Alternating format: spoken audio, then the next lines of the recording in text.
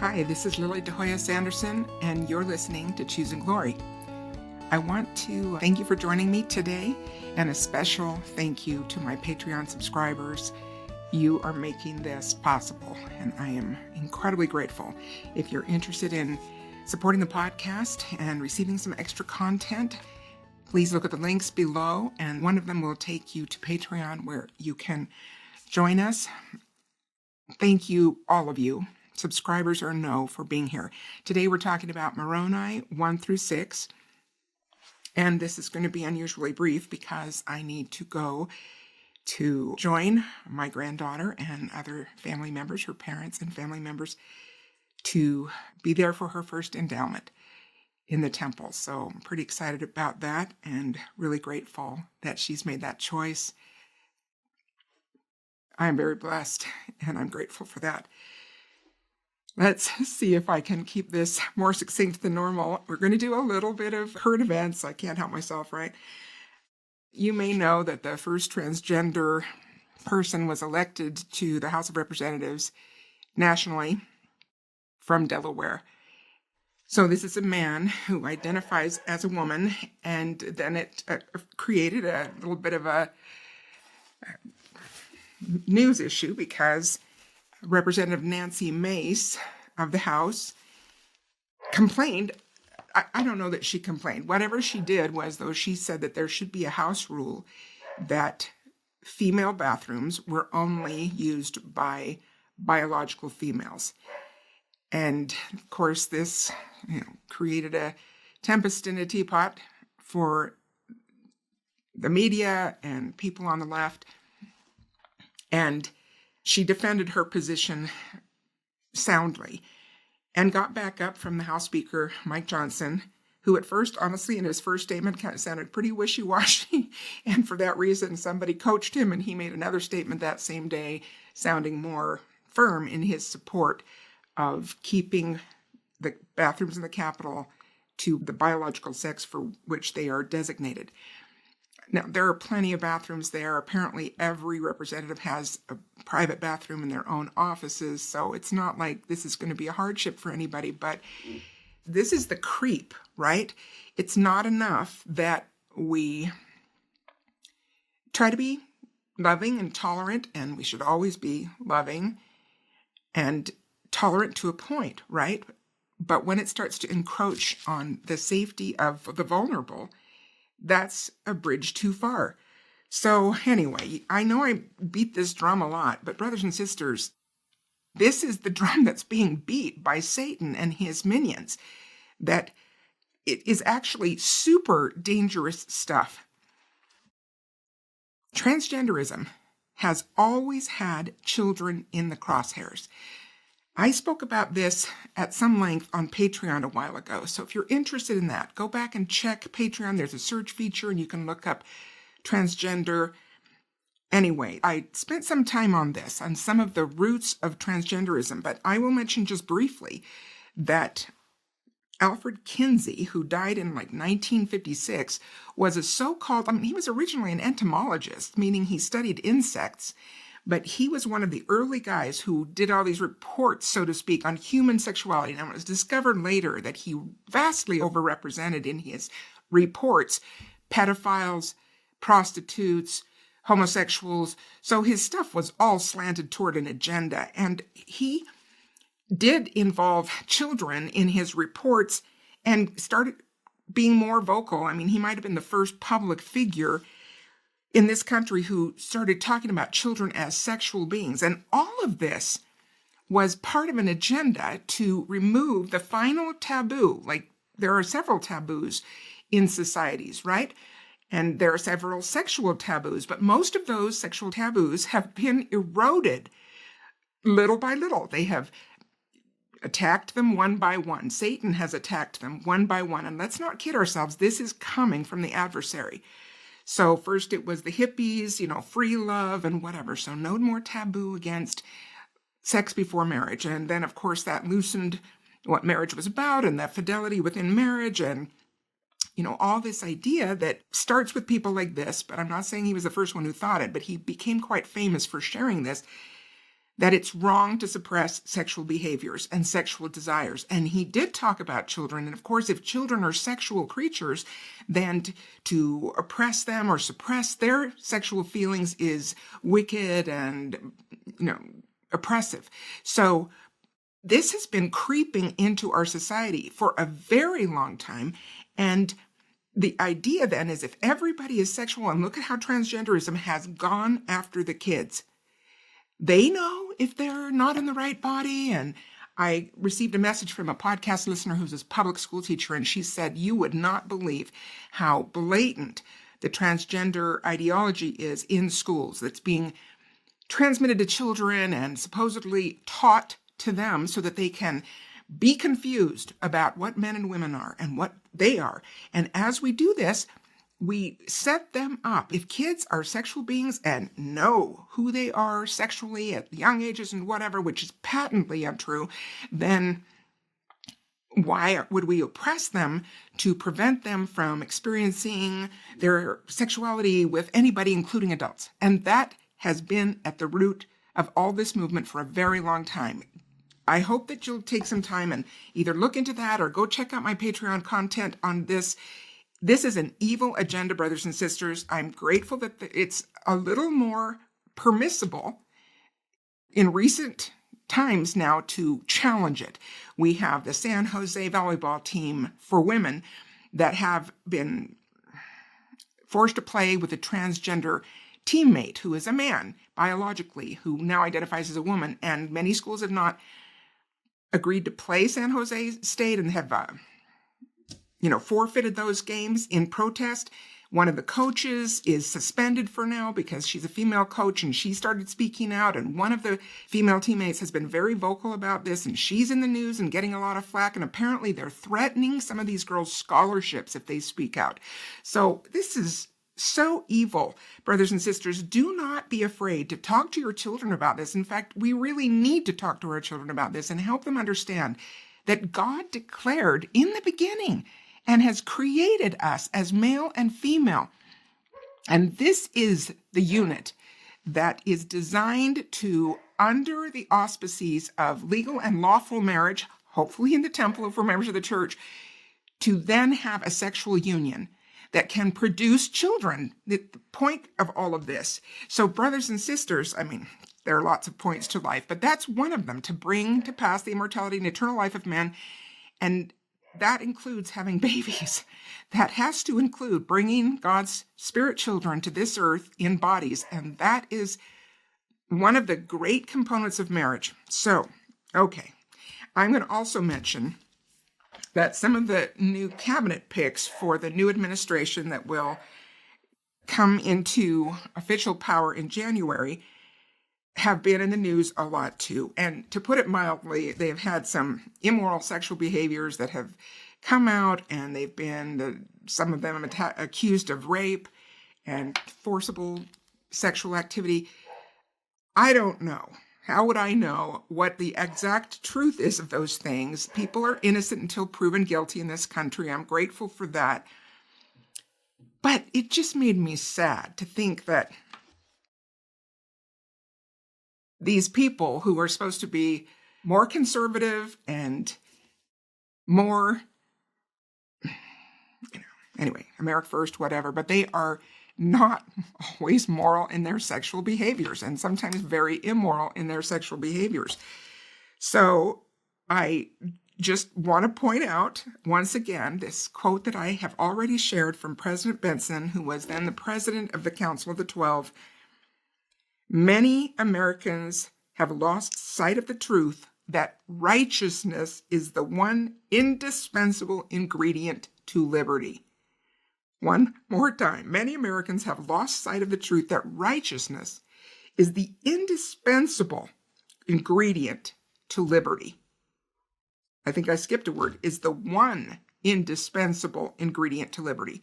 So we talked about this even before the election, that while I do think some political approaches are better than others, better for citizens, better for the economy, better for the protection of the country, nevertheless, nobody has the answer to all the problems of America without including worship of God, without taking that seriously and being an obedient people, obedient to the 10 Commandments, for Pete's sake, just basic Judeo-Christian moral code that would allow God to bless this people. And that is the Book of Mormon promise. We've talked about it so much. Moroni echoed that again in the 2nd chapter of Ether 3 times in a row. And the 4th one was listed to us, or addressed to us, the Gentiles. Repent. Repent. So President Benson went on to quote Abraham Lincoln. I'm not going to read the whole quote here. I did before. But the end of the quote is, "It behooves us then to humble ourselves before the offended power, to confess our national sins, and to pray for clemency and forgiveness."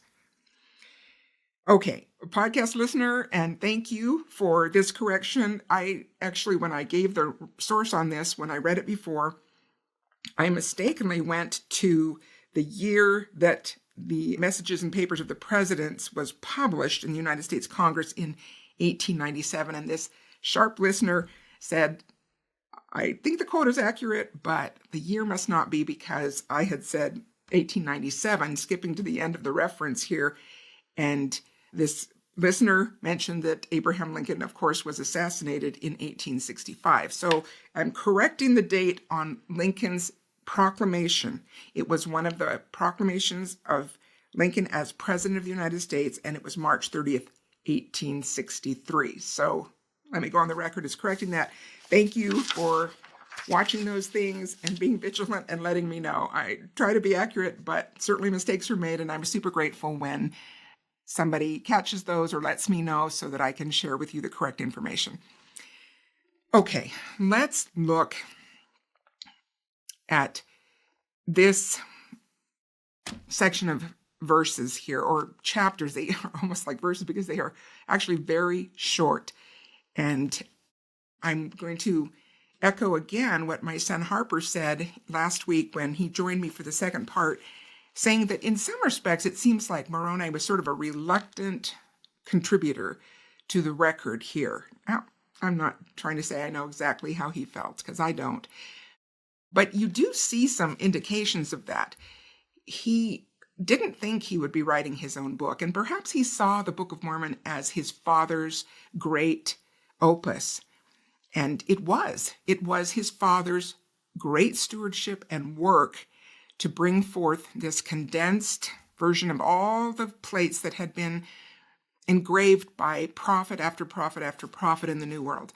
So Mormon did definitely have that stewardship, and Moroni must have been a witness to some of what his father was doing, or certainly heard him talk about it, or knew of it, and reverenced that assignment and supported it to the point where then when his father is killed by the Lamanites, that is recorded near the end of the Book of Mormon, in the Book of Mormon, he picks up the record to complete his father's work, and he thinks that that will do it. So he records the loss of his father to the Lamanites, and then he finishes the record of the destruction of the Nephites completely, and the last ones being hunted by the Lamanites, and then he gives his own testimony. And that's all part of Mormon's own book in the Book of Mormon. And then he thinks he will be done, having completed just that last ending to his father's work. But he finds himself still alive. And remember, at the end of his father's book, he says, "I am alone." And he mentions that he doesn't have any ore to write further anyway. So he's just completing this record. But while he doesn't explain it, he seems to have been provided with additional material to record a little more, because Moroni condenses the Book of Ether. So he does have some materials that become available to him, and he is able to condense that second civilizational witness to the Book of Mormon promise, that if people stray from worshiping Jesus Christ, who is the God of the land, that they will be destroyed. And we see that in that tender Book of Ether. Also, we then find that he had enough material to write a little more. And he starts again with the same kind of almost, disclaimer or apology about continuing. In verse 1 of chapter 1 of the Book of Moroni, this final book to the Book of Mormon that's written because he finds himself still there. And this is what he says: I had supposed not to have written more, but I have not as yet perished. And I make not myself known to the Lamanites, lest they should destroy me. So he knows that if they find him, they will kill him. Verse 2, he says that the wars are exceedingly fierce among themselves. And because of their hatred, this is verse 2, they put to death every Nephite that will not deny the Christ. And I, Moroni, verse 3, will not deny the Christ, wherefore I wander whithersoever I can for the safety of mine own life. And then the end of his chapter 1 explanation as to why this book even exists, he says, wherefore I write a few more things, contrary to that which I had supposed. I didn't think I would write any more, but I write something that perhaps they may be of worth unto my brethren, the Lamanites, in some future day, according to the will of the Lord. Now, he has seen our day, and the Lord had given it unto him to see. And he has already prophesied that there will be 3 witnesses and 8 witnesses also of the plates. And he is thinking now what would be useful. Now, we know that God instructs us, but we also know that he asks us to use our prefrontal cortex here and to think about things, to study it out in our minds, and then ask for confirmations. So it seems that when we write a record, one of these prophets wrote a record, it was a part of themselves. It wasn't just given to them. It was something that they prayed about. So I suspect that that's what we're seeing here, that Moroni is prayerfully considering what the Spirit will direct him to add, since he is still alive and has a little more space to offer. Now, this is a beautiful book, but again, speaking to the perhaps reluctance of Moroni to write much himself, we see these first 6 chapters are very brief, some of them extremely brief, as he's giving almost a handbook of instructions for the Latter-day Church. Let me get some of these ordinances and practices as revealed by God on the record so that the Latter-day Church will have access to them as soon as this book is translated. And that's what we see. These first 6 chapters are basically handbook content. Chapter 6 has a little more additional information of Moroni's, but then the next 3 chapters that Moroni includes here are not even his own words. The lengthier chapters in the Book of Moroni are content given by Moroni's father, Mormon. So again, you can only imagine the esteem and love in which he held his father, and he has kept communications from his father. So he writes about that my father taught this, or my father wrote this in an epistle to me so that I could teach in the correct way or help people in the correct way. So he adds additional content from his father, Mormon, in his own book. And those constitute the 3 longer chapters of Moroni. And then finally, chapter 10 is the famous Book of Mormon promise about what we can do when we receive these things. We can pray to know their truthfulness, and we'll talk about that, of course, when we get to chapter 10, and then Moroni's last testimony. But you see what I mean? He's a little bit feeling, it seems, that this isn't really my work. It wasn't really my stewardship, and certainly Mormon wrote or condensed the records of all these other prophets from Nephi on to the destruction of the Nephites, and that was his great opus. But Moroni is honoring what the Spirit is telling him to complete his father's work, add the record of the Jaredites in a condensed form that he condenses, and then he adds a little more information just to be helpful to the Latter-day Church and to the Lamanites, because he has seen that they will not be utterly destroyed, and that they will, in the last day, be given the opportunity to come again to Christ. And he obviously is grateful for that knowledge and hopes that they will then be blessed by the great sacrifices made by his father and himself to complete this record. Okay, So just another little bit of information that I thought was interesting.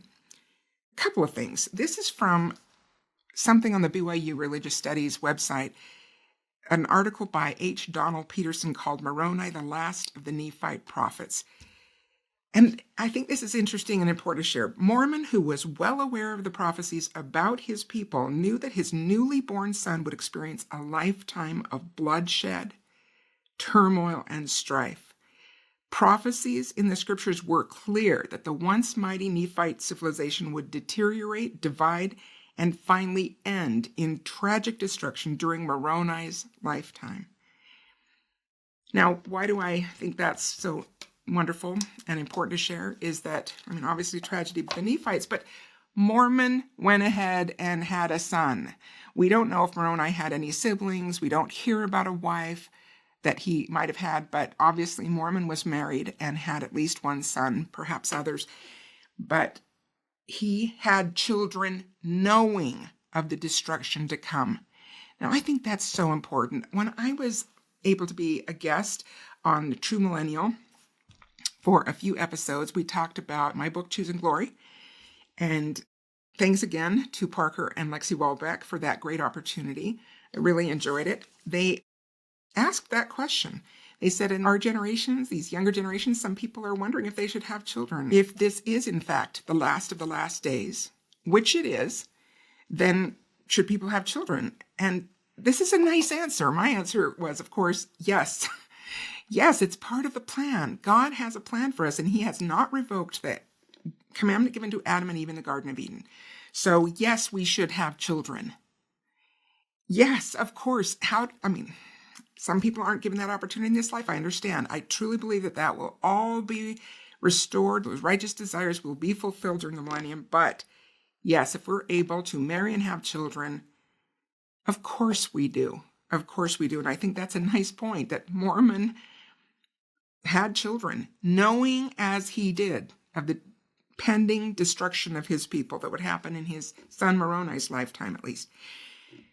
Then we also kind of have estimates that this book was written, this book of Moroni, the final chapters of the Book of Mormon, was written between 400 and 421 AD, give or take. And then we know that Moroni was given another assignment that is quite beautiful, but I'm going to just mention that in a moment.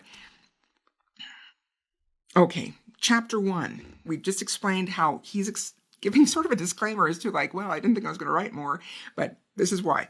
Chapter 2, he gives the instruction or the record that the disciples of Christ were given the power to lay their hands upon recipients and give them the gift of the Holy Ghost. So that means they had the Melchizedek priesthood, because that is the power by which that gift is conferred. Chapter 3 talks about the instruction of the ordination of teachers and priests. Chapter 4, these are really fast and they are very short, is the sacrament prayer for the bread. And chapter 5, the sacrament prayer for the water. And that kind of constitutes those first 5 chapters. Very brief, sort of handbook instruction. Now, I just wanted to finish part 1 with this, that Moroni gets one more assignment before his death. And we know this from Latter-day Prophets. Maybe some of you are aware of this, but Moroni went around North America and actually dedicated some future temple sites for the latter days. Now, how do we know this? President Brigham Young, when he went to choose the location for the Manti Temple, said that the temple should be built on Manti stone quarry ground. Early on the morning of April 25th, 1877, President Brigham Young asked Brother Warren Snow to go with him to the Temple Hill. Brother Snow says, "We two were alone. President Young took me to the spot where the temple was to stand. We went to the southeast corner, and President Young said, 'Here is the spot where the prophet Moroni stood and dedicated this piece of land for a temple site. And that is the reason why the location is made here, and we can't move it from this spot. And if you and I are the only persons that come here at high noon today, we will dedicate this ground.'" So that's kind of sweet, isn't it? I think that's tender and a gift for Moroni, that he actually was directed to certain places to dedicate for future temples in the latter days. Now, the Manti area had every year, and right by the temple, there was a hill, and they had a pageant for a long time until they stopped the pageants. And the Manti Temple pageant actually included this bit of revealed understanding through Brigham Young, and it showed Moroni dedicating the temple site. So it was sweet to think that Moroni was able to do some of those things after he completed the record.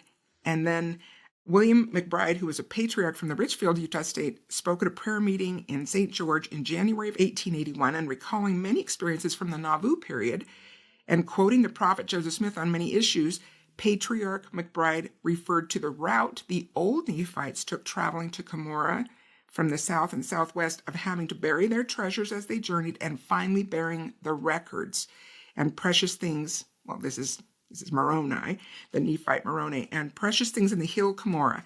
Of course, he included some other artifacts, Urim, Thummim, and so on.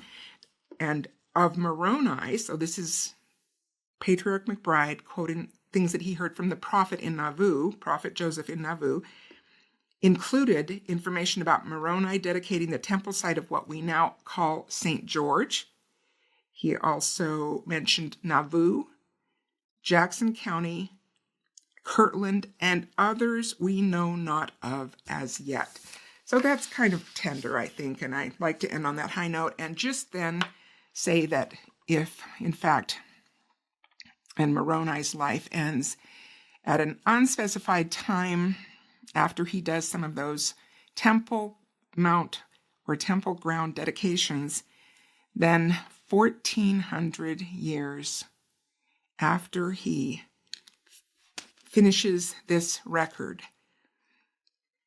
he is authorized to come back and appear to the prophet Joseph Smith in his youth and disclose the location of the plates that become the Book of Mormon. And he came, of course, to deliver other messages to Joseph Smith. And this is why we've had, the statues of the angel Moroni on a lot of our temples. We're not doing that so much anymore, and that's fine, but what a great tribute to this incredible man who lived a life of such sacrifice and sorrow. But God gave him the sweetness of seeing the completion of the intention of this work in the early 1800s, when he was the angel of the restoration, we have called him. Bless God for his mercies and kindness, even in times where it is hard to find kindness, and we may not always feel the kindness of the Lord, but we know that he is kind and he is good. And ultimately, his mercies will be made known to all of us. We will see his hand in our lives if we invite it to be there, and we will see the blessings that he offers us every day, seen and unseen. Brothers and sisters, as ever, I hope that we will choose glory and prepare to build Zion. We'll talk a little bit more about that in part 2. As ever, thank you to my dear husband, Chris Anderson, and Doug Larson of Point Digital. Take care.